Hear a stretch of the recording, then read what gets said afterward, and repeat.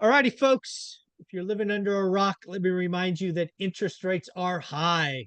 We have been over 7% for owner occ for the entire month of August, likely over 8% for investors.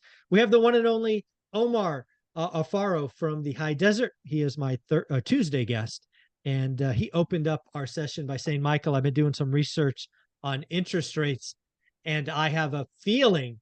At which point I cut him off and said, you know what? Let's just have this conversation on the record. You can tell me what you're feeling, what you're seeing, and maybe I'll agree, maybe I won't. I have no idea what's coming. So, Omar, what do you got? What you been reading? Yeah, I mean, I think by the end of the summer, or actually not summer, by the end of the this fourth quarter, Mhm. I think something's gonna. I mean, historically, obviously, September, October, November, December is something that's a lot slower, right, in a regular real estate market, Yeah. and then pair it with, half a percent or a percent an increase of your interest rate, where conventional financing is going to be probably 8.5, 9%, and then FHA is going to be 7.5, 8. So it's going to cause some concerns. And I think I'm looking at it as an investor. I'm looking at it as a team that represents some buyers, and we're looking at it as some sellers losing value because of buyers' purchasing power. I mean, there isn't any anymore. It's like you have to be spot on with your price points if you're, helping sellers sell their property. And I don't know, man. I've been getting calls from other investors. That's when I know something's happening. Mhm. They're calling me like, "Hey, man, what do you think? Like, what's going on? Are you still buying, or are you Right. just gonna stay put to see what the market does? And how much inventory do you have? And where are you going? Are you dropping prices to hurry up and sell the assets, or you're going to be stuck with the bag? Mm. So Yeah. I don't know. It's an interesting topic. I'm making a couple calls actually today. We're going to be talking about a couple things, with Pineda, because he has a lot of inventory. That's another person that I know that has a crap load of inventory that's just sitting on the market.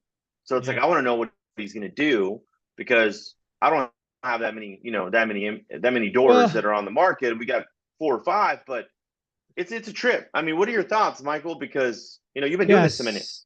Yeah, I've been doing this a minute. I started putting content out about 2 or 3 weeks ago, reminding folks about what happened last year. In fact, Jason Pritchard and I recorded a show this Sunday.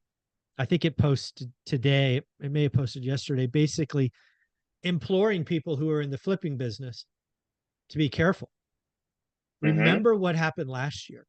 It's the deals that you locked up right now that you lost 100 grand on. Oof, I know. Don't remind me, man.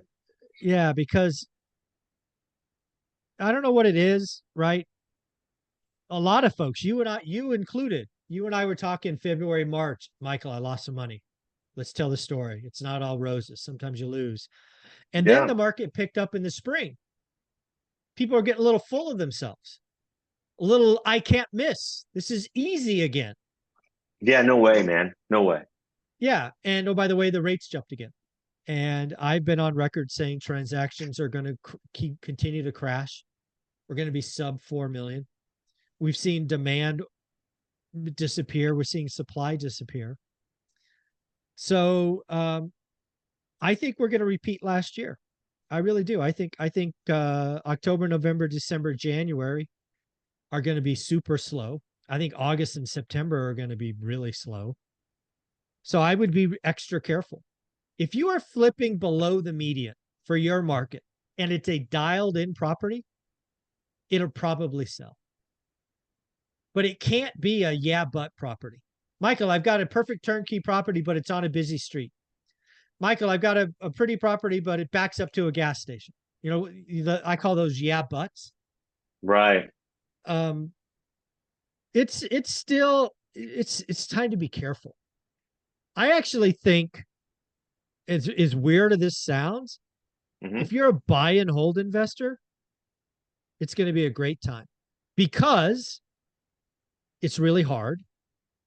We are only Right. going to be buying from motivated sellers. and we're going to assume cost of capital at 8.5. If you're or assuming cost of more.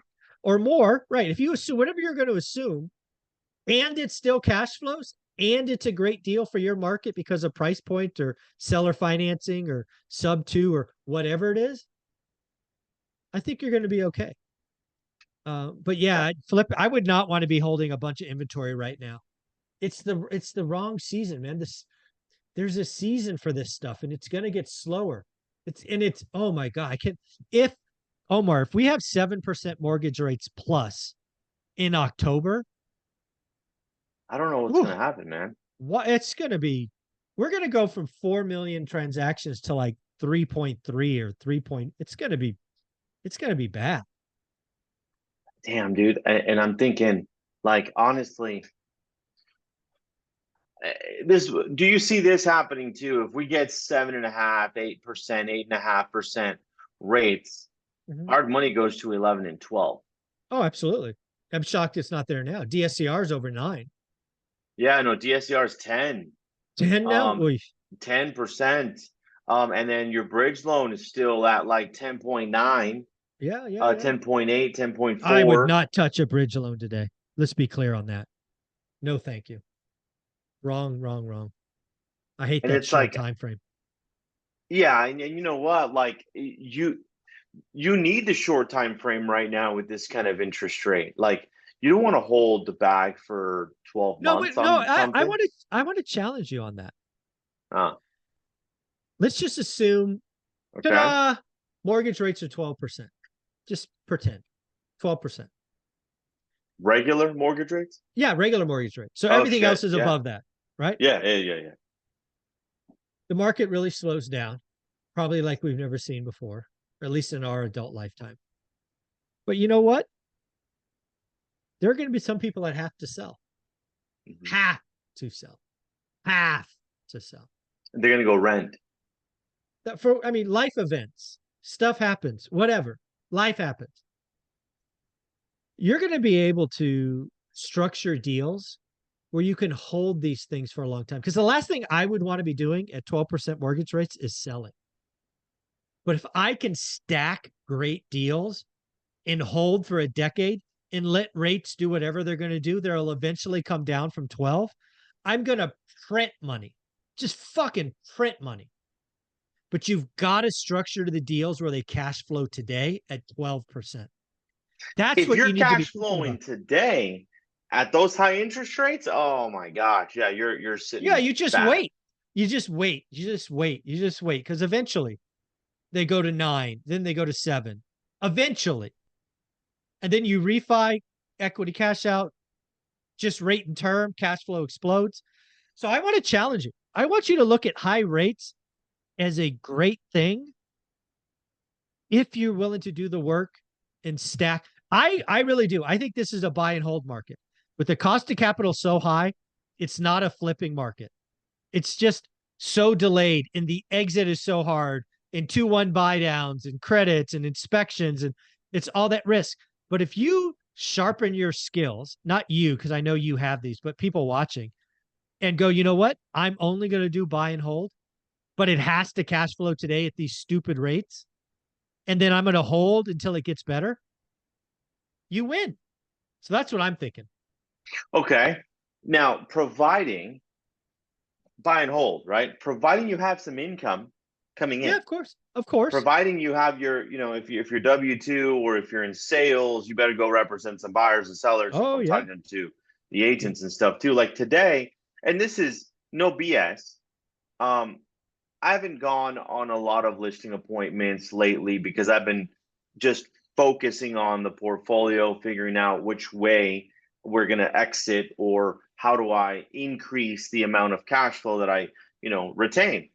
And I'm like sitting back, I'm like, okay, well, guess what? I have to go create some more income, not just by flipping or by, um, you know, programs or whatever else I'm selling, right? I'm going to take 3 listings today because I've been following up. And what's that going to represent? Yeah. That's going to represent another 30 or 40,000 bucks, right? Yeah. The But good, what that's this going is, to do, yeah, Omar, this is exactly what you should be doing. of Exactly. course, let me buckle down, let me do brass Yes. tacks, let me stack, Uh-huh. some singles. And then when I get creative and I want you to really challenge yourself. I want you to Okay. say, over the next 6 months, I'm going to find a way to add 10 rentals, 10 long-term buy and holds at today's cost of capital.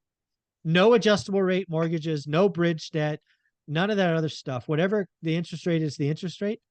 Okay. Because I think you're going to be shocked. Because if you can cash flow at 12% in my example, and you hold it for 6 years and then the rates go to 7 or 8, you do a rate and term refi, your cash flow explodes. That's what the next year or two is. It's how can I find the motivated sellers? How can I use all of my creative financing, seller financing, novation, sub two, whatever assumptions, whatever they are, add assets that cash flow today at today's rates.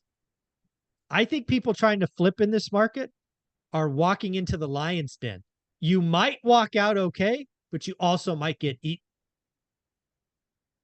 Yeah, it's a good point. Good point. Because now again, I want to clarify a couple things here, Michael, for our listeners too, Yep. is that if your exit is under the median home price, you should be okay, Yeah. And providing you did buy it deep enough.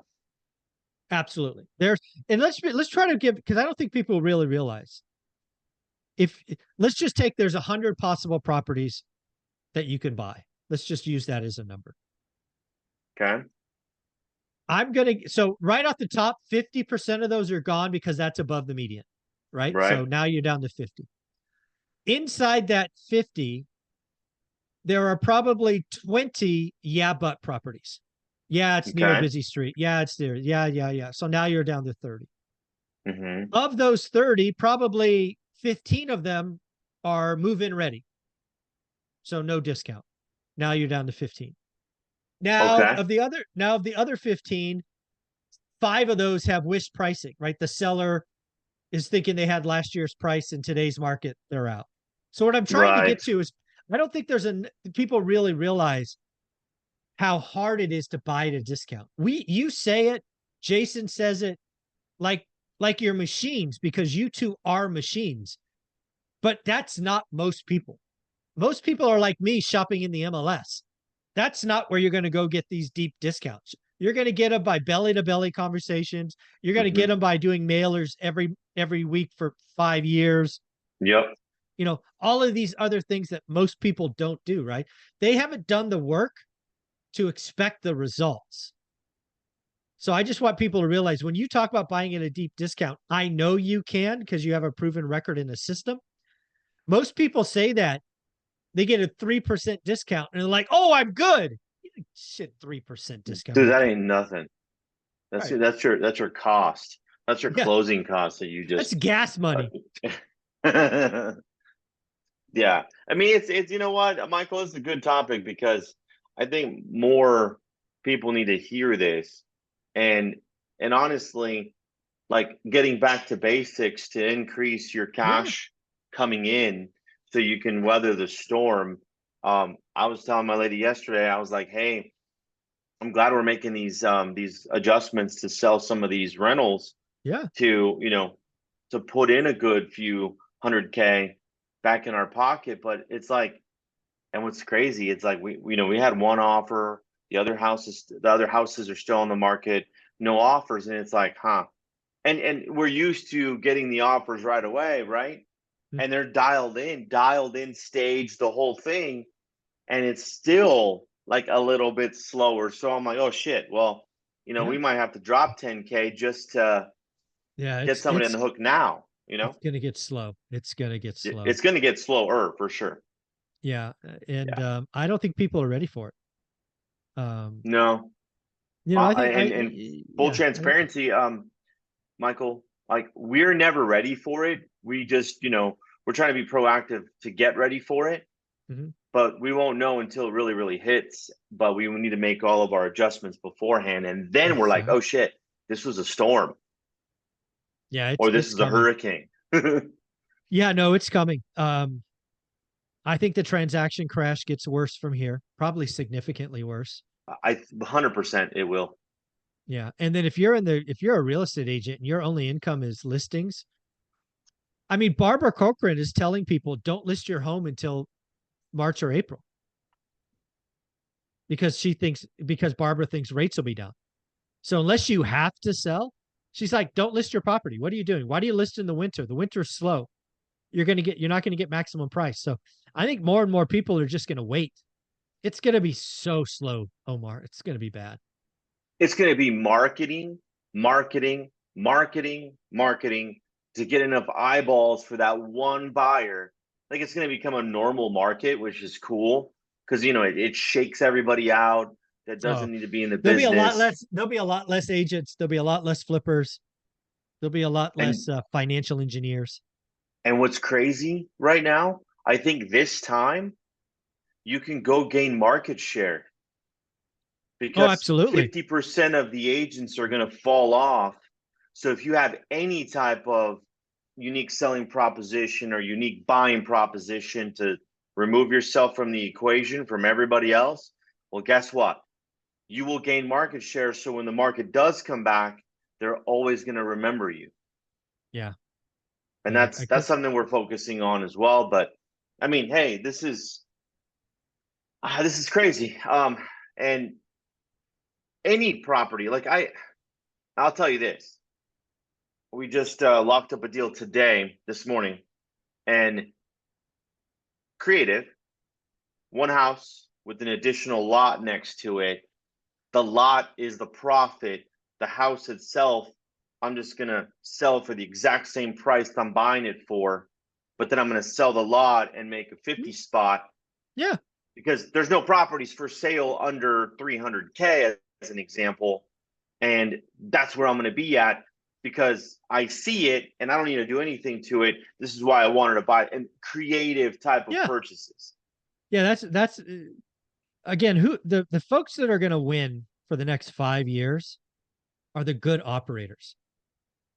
For the last 3 years, Omar, any fly by night idiot could make money in real estate. The next 5 years, the fly by night idiots are going to go bankrupt or go to jail. And I do mean that they're going to go bankrupt or go to jail. And the good operators are going to win. And that's what we are planning. That's what we're, you know, implementing Yeah. to learn Yes. to win this next round, man. It's going to be a lot of fun. I look forward to it. Omar, if somebody want to buy or sell or just check you out, where do they go? Guys, follow me on IG at Invest with Omar or go to omaralfaro.com. That's a cool website for a lot of information. Awesome, buddy. I appreciate you. Thanks again. You're welcome. Thank